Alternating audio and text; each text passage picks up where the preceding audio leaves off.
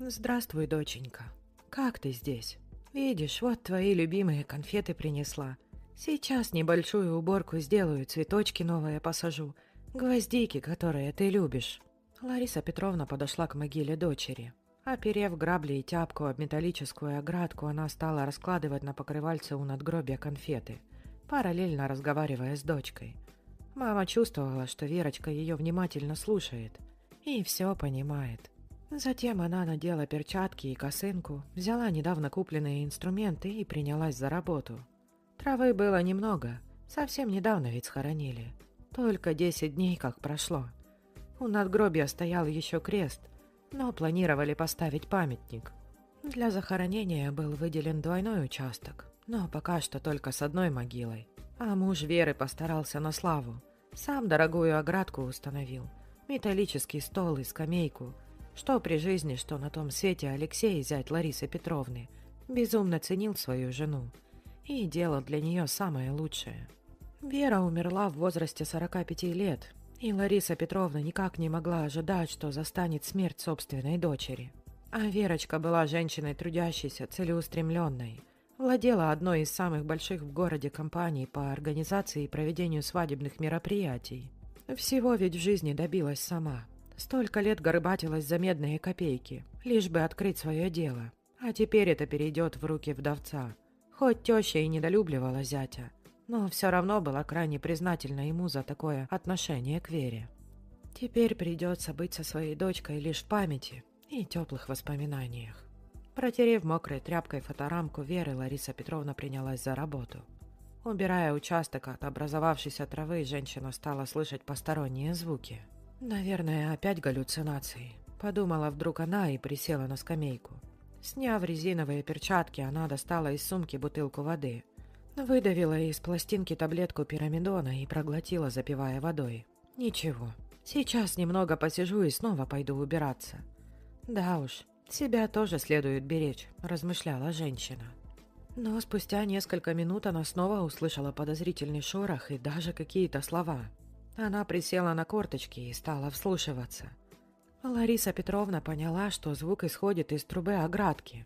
Едва прислонившись вплотную лицом к оградке, женщина отчетливо слышала слова и отдельные фразы. «Помогите, я здесь, я жива!»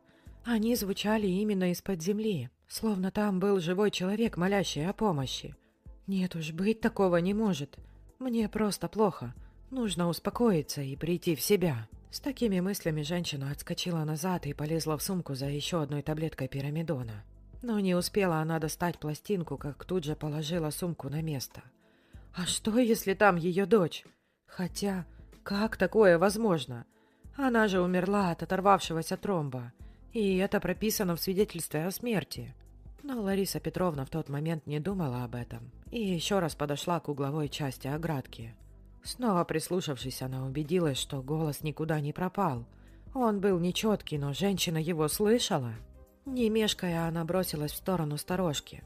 Только сторожи смогут ей помочь в данный момент. Больше нет к кому обратиться. «Мужчина», — обратилась Лариса Петровна к первому попавшемуся на глаза охраннику. «Там девушка лежит в гробу живая. Это, скорее всего, моя дочь. Помогите раскопать», — запыхавшись, сказала женщина. «Пожалуйста, не нервничайте. Пройдемте со мной, я дам вам успокоительное». «Нет, там правда моя дочь». «А когда ее захоронили?» — насторожился мужчина. 10 дней назад. Я, конечно, искренне соболезную вашей утрате, но вашу дочь уже не вернуть. Человек не способен выжить столько дней под землей. Все-таки пойдемте чаю выпьем, помянем как следует», — облегченно проговорил сторож. Поняв, что так дело не решит, Лариса Петровна достала с кармана кошелек, а затем показала 2 сторожам крупного номинала купюры, уговорив их выполнить просьбу и вскопать могилу. Те, в свою очередь, подумали, что женщина сошла с ума, и они смогут неплохо подзаработать на ней. Подойдя к краю оградки и начав копать, 2 взрослых мужиков едва не посидели от того, что стало дальше происходить. «Серег, ты тоже это слышишь?» – прошептал один другому. «Слышу», – тихо ответил второй. Они переглянулись, затем одновременно бросили взгляд на стоящую рядом Ларису Петровну, которая едва не теряла сознание от того, что происходит. «Чего смотрите? Копайте быстрее! Я же вам говорила, что там человек!» Сторожи тут же быстрее закопали лопатами и вскоре были поражены увиденным. Раскопав полностью могилу и сняв надломленную крышку гроба, они увидели полуживую Веру. Лариса Петровна тут же бросилась вытаскивать дочь, поскольку сторожа были не в состоянии это сделать. Достав ее, она прижала ее к себе и закричала: «Доченька, девочка моя, я знала, что ты жива, я верила. Теперь все хорошо будет, все будет хорошо». Вера едва стояла на ногах, но из последних сил улыбнулась и обняла маму. Дальнейшие события развивались очень быстро и неожиданно. Сначала приехала скорая, затем полиция. Веру забрали в больницу. Ей диагностировали обезвоживание и еще несколько заболеваний. Полиция и медики рекомендовали Ларисе Петровне не говорить зятю о том, что его Вера жива. Женщина так и сделала. Поселила дочь на даче в небольшом поселке. А дело было в том, что в документах о смерти не было ни капли правды. Вера якобы умерла не из-за оторвавшегося тромба, а от введения в ее организм смертельного препарата в виде порошка. Но вот только на организм Веры это особо не повлияло. Лишь на время заставило ее отключиться, и сердце почти не работало. А пришла Вера в себя уже тогда, когда была похоронена заживо. Она очень сильно нервничала, но смогла в углу пробить крышку гроба и начала копать землю. Но докопалась она до трубы от ограды, которую и поставил муж. Таким образом, через трубу немного пробивался кислород и влага. А дальше Вера рыть землю не могла, поскольку именно эта труба и мешала. Надежда на спасение уже совсем иссякла, и она думала, что так и помрет заживо. Но каким-то чудом услышала чей-то голос на поверхности. Это и была ее мама, которой удалось спасти дочь. Таким образом, кто-то хорошо спланировал убийство, подготовив все, в том числе документы, лучшим образом. И каждый уже догадывался, кто это был на самом деле. Спустя неделю в гости к Ларисе Петровне пришел Алексей, Верин муж. Захотелось ему навестить тещу, мол, и так ей нелегко сейчас. Постоянно нужна поддержка, хоть какая-то. А пришел он не с пустыми руками. С собой прихватил бутылку ирландского бренди и фрукты в качестве закуски. Женщине было в какой-то степени страшно находиться в присутствии этого человека. Но она понимала, что нужно сохранять спокойствие и не подавать виду. «Давайте выпьем, Лариса Петровна. Помянем вашу дочь и мою супругу. Пускай земля ей будет пухом, и она станет для нас самой яркой звездочкой на небе», проговорил Алексей, разливая по бокалам алкогольный напиток. Но в тот момент дыхание женщины участилось. Уровень внутренней тревоги значительно поднялся. Она решила, что поднесет бокал к губам, но пить начнет только после мужчины. «Ой, Лариса Петровна, а у вас нет лимона случайно? Люблю этот напиток с кислинкой», — вдруг спросил Алексей.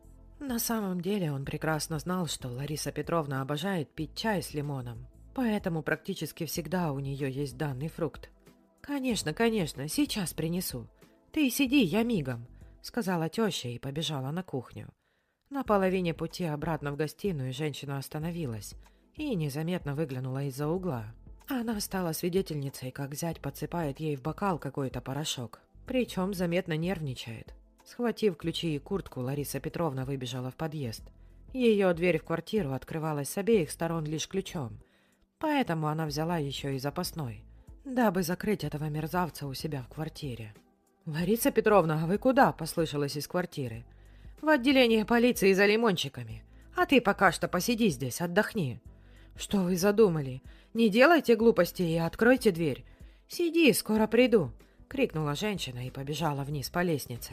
Вернувшись обратно, но уже с нарядом оперативников, Алексея обнаружили лежащим на полу без сознания, а рядом находился пустой перевернутый бокал.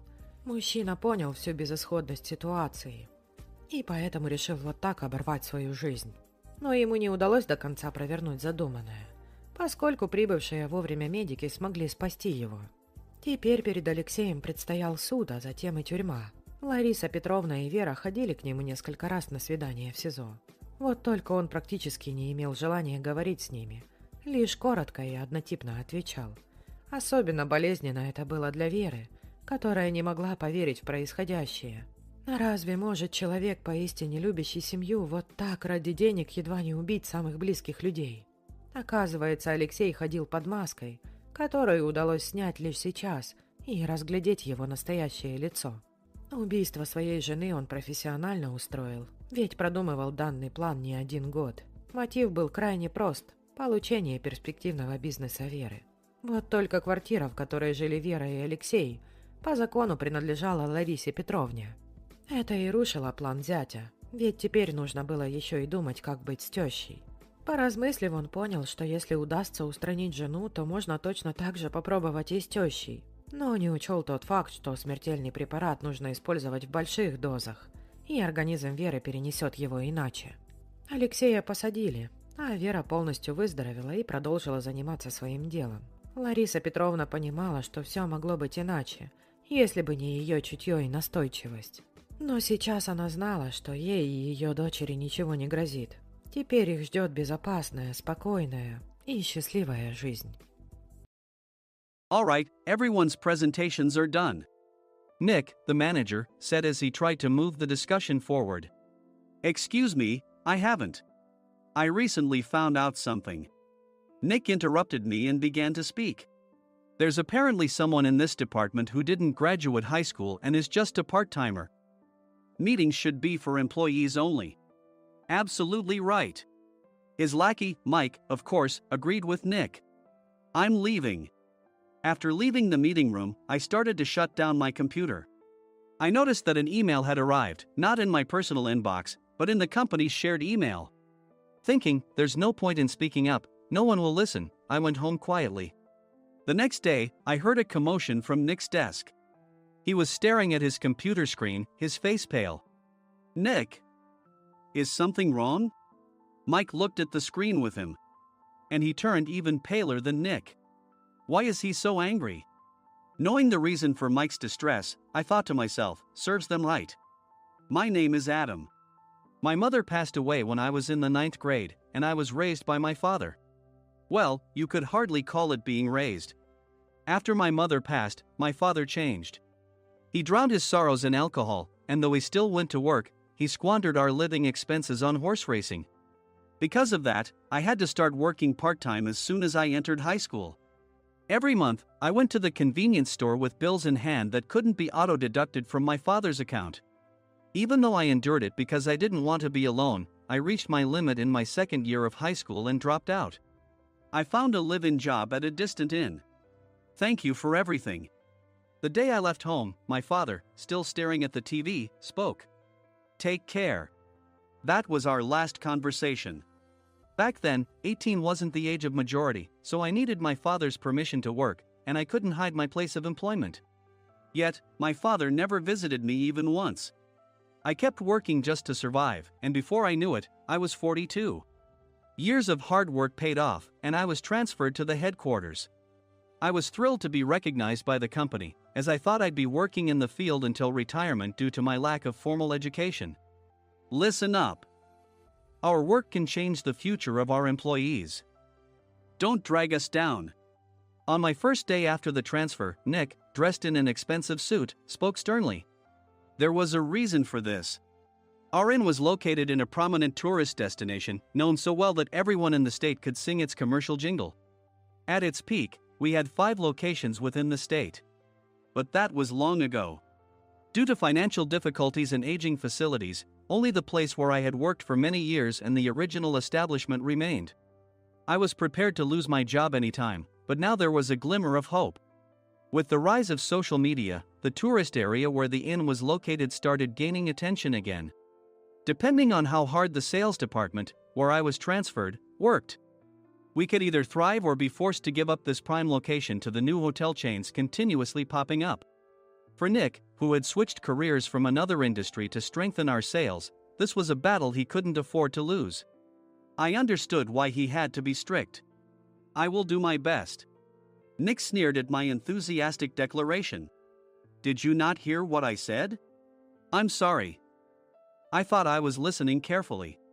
Out of habit from years of customer service, I apologized reflexively, though I had no idea what had offended him. Someone was watching me with a smirk. In this department, there are those who are expected to excel and those who have been shoved here because they have nowhere else to go. You are the latter. It was Mike, the section chief. He's 7 years younger, at 35. But he was called to headquarters much earlier than I was and had been moving around within the headquarters ever since. I'm not jealous, but I can't accept that he's my boss. Graduating from a prestigious university, he has an unusually high pride and caused many problems as a newbie, making things very difficult for me when I was the front desk leader. When I found out Mike was transferred to the sales department a month before me, I was disheartened. Mike is right. With just a middle school diploma, there's not much you can do. Don't even think about achieving results. As if I didn't exist, Nick remarked, "I'm thirsty." Mike eagerly ran to the coffee maker. It seems Mike is Nick's lackey. I regretted being happy about my transfer to headquarters, wishing I had stayed on site forever. Send a direct mail to every company on this list by the end of the day. Nick only assigned me tasks that even a new graduate could handle. What? There are over 1,000 companies. You want me to send to all of them by today? Yes, if you and your fellow misfits split the work, even those with nowhere else to go should finish by today.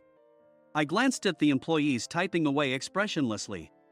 They were worn out from customer service, only thinking about leaving on time, or were women reassigned after having children, with zero motivation for work. Even Sam, a new graduate from the same university as Mike, who was supposed to be among the expected achievers, had no enthusiasm for the job, having joined the company wanting to do customer service. "I don't care what they say, I plan to quit any time," he said. Only Nick and Mike were highly motivated, making all the decisions between the two of them. I originally only wanted to work at the inn to survive and had no particular attachment to this job. I swallowed my words, thinking I had no right to reprimand them. About a month after the transfer, Nick told us with a frustrated look, "To commemorate the 50th anniversary, we've decided to create a plan exclusive for one group per day." Originally, Mike and I were supposed to come up with it, but our president, Mr. Thompson, insists on hearing everyone's opinions. "So, you all get a chance." As Nick explained, Mike began handing out prints. "Make sure not to embarrass Nick.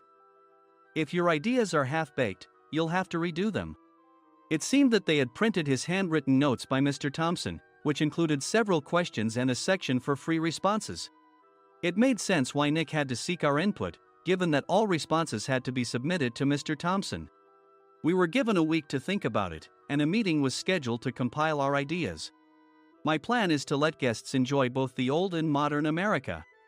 Nick began the presentations. Guests would watch a master confectioner at a nearby traditional sweet shop make sweets in front of them. The welcome drink would be premium tea in a bottle. Nick's plan was certainly attractive. After his presentation, Nick called on us to present in the order we were seated. Just as I stood up for my turn. "All right, everyone's presentations are done." "Excuse me, I haven't. I recently found out something." Nick interrupted me. "There's someone in this department who didn't graduate high school and is just a part-timer." He was likely talking about me. I joined the company as a part-timer and was made a full-time employee when I turned 20. That was 20 years ago, so Nick and Mike probably had no chance to know until recently. Meetings should be for employees only. Absolutely right.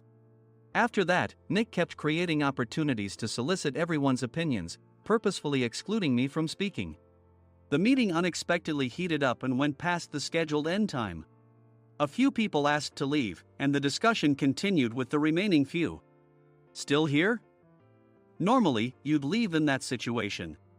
Though I had no attachment to the job initially, hearing kind words from customers made me want to make them happier. For someone like me, with nowhere to go, the inn was my home and customer service was my life. I felt pathetic about my current self. "I'm leaving." I left the conference room and started shutting down my computer. I noticed an email had arrived, not in my personal inbox, but in the company's shared email. Thinking no one would listen to what I had to say anyway, I quietly went home. The next day, while preparing the DM as instructed, I heard a commotion from Nick's desk. In his haste to stand up, he hit his knee on the desk. He stared at his computer screen, his face pale. "Nick! What's wrong?" Mike, thinking he should be the first to rush over, approached Nick while still wearing his coat. He peered at the screen with Nick. And he turned even paler than Nick. Why is he so angry? Who is responsible for this company? Nick, more irritated than ever, asked, and Mike answered without checking. "Probably Sam." Sam wasn't there because he was attending a morning training session for new hires. Nick gave up on getting angry and returned his gaze to the screen. They were looking at an email that arrived right after the end of the working day yesterday. Apparently, no one, including me, had checked it before leaving. The email was from a large company that used us for their annual employee trips. The president and executives of that company also frequently used our services personally. President of the company, Mr. Mason himself, had declared that neither he nor his company would ever use our services again. Well, some companies cancel their employee trips or stop using our services due to financial struggles. Let's just move on. Mike kept wiping the sweat from his forehead with a handkerchief. Knowing why Mike was so agitated, I quietly watched their interaction. Do you know how much revenue we get from that company? We can find other guests to fill the rooms, but we'll lose the banquet costs, gift shop revenue, rental car fees, and more. Moreover, the gifts were supposed to be prepared by the traditional confectionery shop involved in Nick's proposed plan. If it's known that we incurred such a huge loss at this critical time, Nick's position in the company would be jeopardized. Nick took a deep breath, seemingly trying to calm himself. All right, Mike. Go to New York right now and apologize to Mr. Mason. What? You're coming with me, right? I have urgent work to do. I trust you, which is why I'm entrusting this to you. Please. Mike, believing Nick's sincerity, agreed with a determined look on his face, saying, yes. That's Nick for you. Even if Mike went to apologize, Nick would shift all the blame onto him if the client didn't change their mind. Well, it was Mike's fault to begin with, so it served him right. About 3 hours later, Sam answered a call from somewhere and repeatedly apologized, saying, I'm very sorry. Everyone watched to see what was happening. After ending the call, he informed Nick with a weary tone. When Mike arrived at the client's company, he only made things worse, further infuriating Mr. Mason. He was demanding, get his boss here immediately. It was no wonder Sam was exhausted, dealing with such a call right after returning from training. What is that idiot doing? All right, Adam, you're coming with me. If sacrificing Mike didn't work, then I must be next. Normally, I'd want to refuse at all costs, but I saw an opportunity in this situation. If I can be of assistance, I'd be happy to join you. I obediently followed Nick, and we flew to New York. When we introduced ourselves at the reception, it became clear how serious the situation was, as the receptionist personally escorted us to the president's office. Angry voices leaked through the door, making both Nick and me uneasy. Excuse me. I'm Nick, the supervisor. I understand my subordinate has caused you trouble, and I deeply apologize. Nick, with his experience in the corporate world, knew enough to offer an apology before excuses. However, his customer service skills left much to be desired. I sighed as I saw Mike trembling like a small dog in the corner of the room. What kind of training are you giving your subordinates? Mr. Mason glared at Nick with a red face. The intensity of his gaze made even Nick take a step back. Regrettably, I joined this company only 2 years ago and was unaware of Mike's issues. I should have identified his shortcomings sooner. Indeed. I should have realized sooner. No sensible person would come to apologize and then give a lengthy presentation on the drawbacks of not using their in.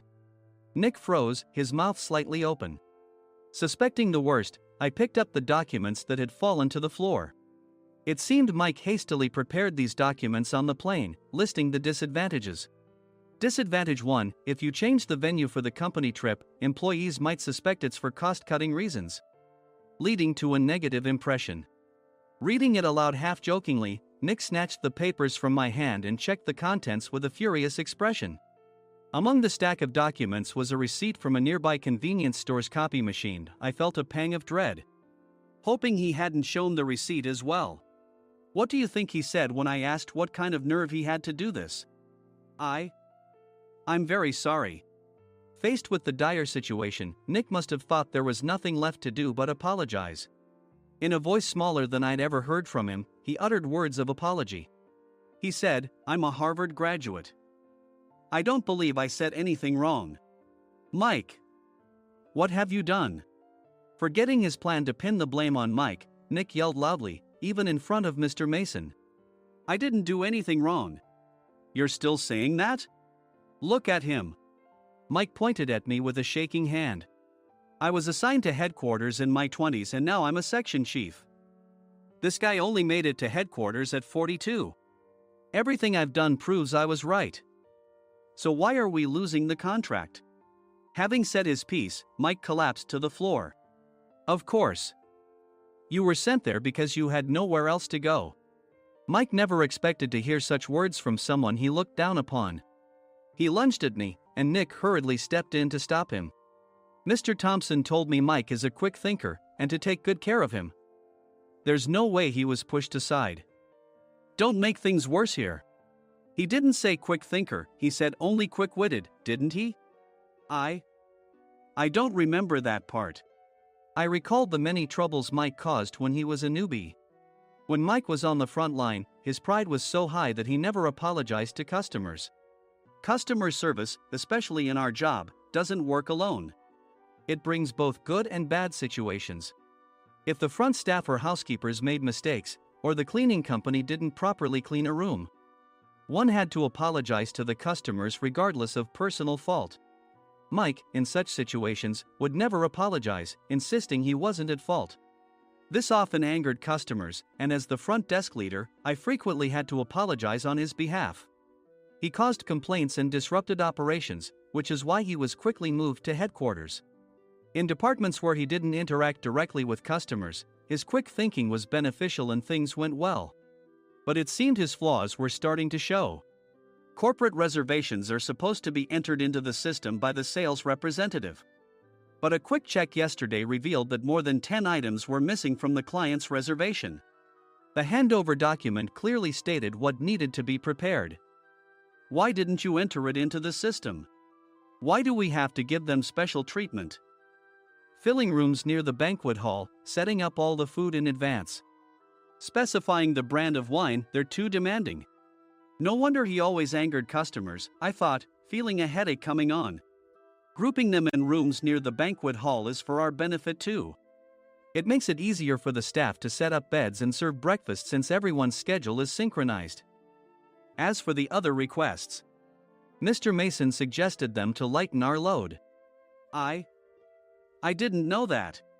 Nick finally seemed to realize that Mike was the one who had angered the client. What did you say to them? I just told them we wouldn't give them special treatment anymore. We shouldn't waste effort on things that don't bring in money. I was utterly exasperated at his lack of understanding of customer service. Of course, we shouldn't comply with unreasonable demands. But carrying over successful practices from past stays makes customers feel remembered and enhances their experience. Good memories encourage repeat visits. That's part of our job. I looked down at Mike, who was sitting on the floor. In our job, nothing is a waste. Mr. Thompson likely moved you to the sales department, hoping you'd finally understand this. How do you think he feels now that you've failed to meet his expectations? Mike, tears in his eyes, fled the president's office. I was amazed he still hadn't apologized. You have it tough, Adam. It's okay, we're all employees of the same company. I deeply apologize for this disrespectful incident. Especially after all the care you've shown us. If it weren't for you, Adam, I really would have stopped staying here. When I heard you were moving to the sales department, I was willing to reconsider if you handled it. Seeing us talk so amicably, Nick's face contorted. Do you two know each other? Adam's service is excellent. I always requested him specifically. Normally, we don't accept specific staff requests, but we made an exception for Mr. Mason, adjusting my shifts accordingly. He had personally stayed at our hotel just before my transfer, and during casual conversation, I mentioned, I'm moving to the sales department soon. If I hadn't told him then, things could have been much worse. Please continue to take care of us. I look forward to it. On the return flight, Nick awkwardly offered me a can of beer. It's still working hours. Of course, I had no intention of forgiving him for a single beer.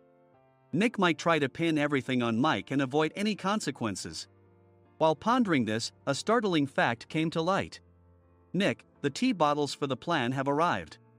I handed Nick a bottle labeled with our inn's name. They look good.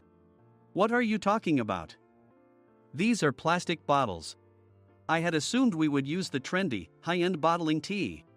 But what arrived were ordinary plastic bottles of tea with customized labels. The only unique aspect was the label, which had the inn's name, making it look customized. Upon further investigation, I discovered that a substantial amount of money was set to be paid to the tea company. It was priced like bottling tea. Does this plastic bottle really cost $100 each? The tea inside is specially blended for us. The extra cost is for that. Wouldn't it be better to use another tea company? Or is there a specific reason we must use this one? As Nick continued to make excuses, I showed him a printed email. I informed the tea company's president, Mr. Mitchell, that we discovered irregular payments and he confessed. He said you two were high school classmates and planned to split the extra money. That idiot. Why did he confess? That's not important. You should worry about yourself, this could turn into a police matter. Opening the bottle cap, I suggested. How about calming down with this tea? It supposedly has a relaxing effect. Nick drank the tea frantically. In the following days, decisions were made about their fates. Mike was reassigned to the General Affairs Department, with no chance of transfer or promotion, as per Mr. Thompson's orders. As for Nick, since the payment to the tea company hadn't yet been made, he narrowly avoided legal trouble. Instead, he was encouraged to leave the company, and to avoid further complications, Nick submitted his resignation. Rumor has it that connections between HR departments have made it difficult for him to find new employment. Even though it was good to have those two gone, something unexpected happened in the sales department. Everyone became motivated and united in refining the 50th anniversary plan. In the end, my plan was adopted. We collaborated with the Tourist Information Center to provide personalized guides. The plan, tailored to the number of guests, was truly special for the 50th anniversary. Hey, is Adam's family coming to stay? I immediately booked that special plan for my family.